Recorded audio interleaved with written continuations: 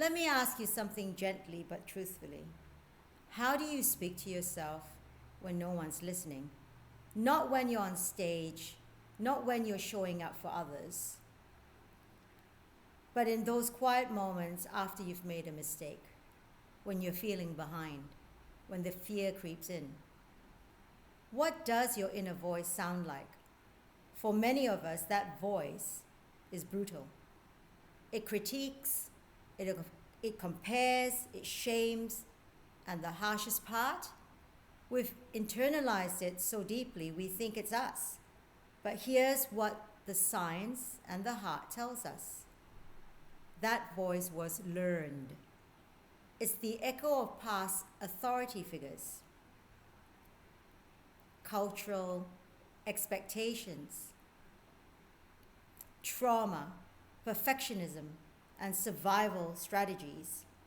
We weren't born doubting ourselves. We were taught that love was earned through performance, that worth was conditional, that softness was weakness. So, we adapted. We overachieve, we self-sacrifice, we toughen up, but somewhere along the way, we became our own harshest critics. Thinking that if we just work harder, looked better, did more, we'd finally feel enough. But enough was never out there. It's always been within. That's where self-compassion begins. Self-compassion is not self-pity. It's not indulgence. It's not an excuse to avoid accountability.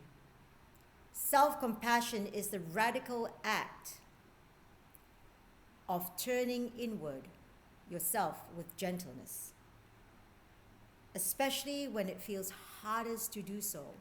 It's choosing to respond to your pain not with punishment, but with presence. According to psychosocial research, self-compassion helps regulate our nervous system, reduces anxiety, and builds resilience. But more than that, it gives us the inner safety to transform, because change doesn't stick when it's rooted in shame.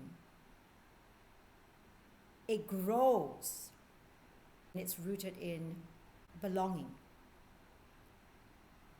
Because being hard on ourselves was often how we survived. Criticism became a form of control. If we pointed out our flaws first, maybe no one else would. If we kept ourselves small, maybe it would stay safe. But love, real love, cannot grow in fear. And your relationship with yourself is the most important relationship you will ever have. Every dream, boundary, relationship, and decision, it all flows from how you see and speak to yourself. Start by noticing it. Catch the critic. Ask, whose voice is this really? Do I even believe it anymore? Name the moment. Say, I'm in pain. I feel shame. I feel fear. Naming the emotion gives you space to choose a new response. Respond like someone you love. Would you say this to your child, your best friend? Then don't say it to yourself. Choose a new narrative. Instead of, I'm such a failure, try, I'm learning, I'm human. I can try again. This isn't toxic positivity. This is neural rewriting. Every time you speak to yourself with kindness, you're literally changing your brain's response to stress and worthiness, because the way you speak to yourself shapes who you become. If you want to feel empowered, speak to yourself with empowerment.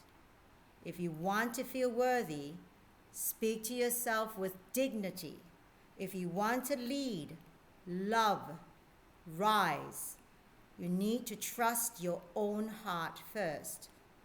You are not broken. You are becoming. And that voice inside, it can become your sanctuary, not your battleground. So today, ask yourself, what would it sound like if I became my own safe space? What would change if I stopped being at war with myself? Because you don't need to be perfect to be worthy of your own compassion. You just need to be honest enough to meet yourself with love. This is where your true self-worth begins, not through earning, proving, or fixing, but through remembering who you've been all along.